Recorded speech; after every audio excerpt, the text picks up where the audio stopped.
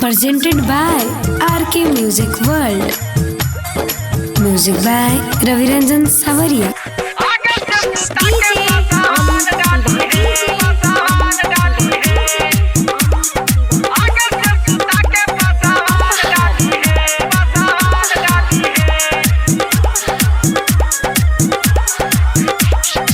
अगल बगल से बबुआन रंग है,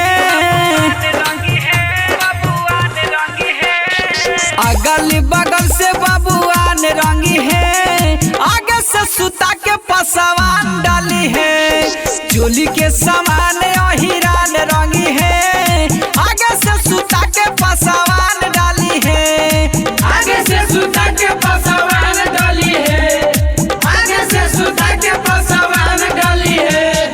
डीजे अमित तिवारी, डीजे अमित तिवारी, आगे से सुता के पसवान डाली है, पसवान डाली है। होलिया में मजा तो जरूर मिलतोगे, पसवान जी के पावर भरपूर मिलतोगे, मगहिया पसवान है बुझने की ना। होलिया में मजा तो जरूर मिलतोगे, पसवान वाला पावर भरपूर मिलतोगे। पांडे कुशवाहा जी केहू ना बोली है,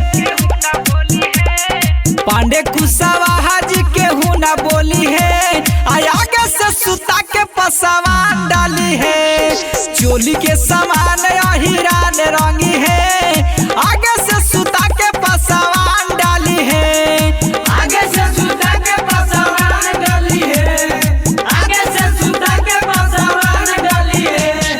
डीजे अमित तिवारी, डीजे अमित तिवारी,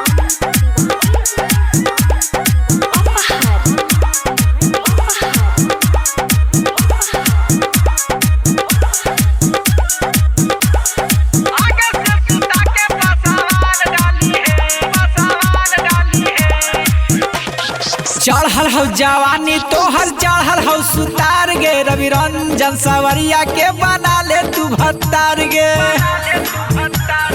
एक ही बुझाई। चढ़ल हो जवानी तोहर चढ़ल हो सुतार गे, रविरंजन सवरिया के बना ले तू भत्तार गे, बना ले तू भत्तार गे। कुंदन सत्तर उधर गोरे गाल रंगी है, गाल रंगी है, कुंदन सत्तर उधर गोरे गाल रंगी है, आगे से सुता के पसवान डाली है, चोली के समान हिरान रंगी है, आगे से सुता के पसवान डाली है, आगे से सुता के पसवान डाली है, आगे से सुता के पसवान डाली है।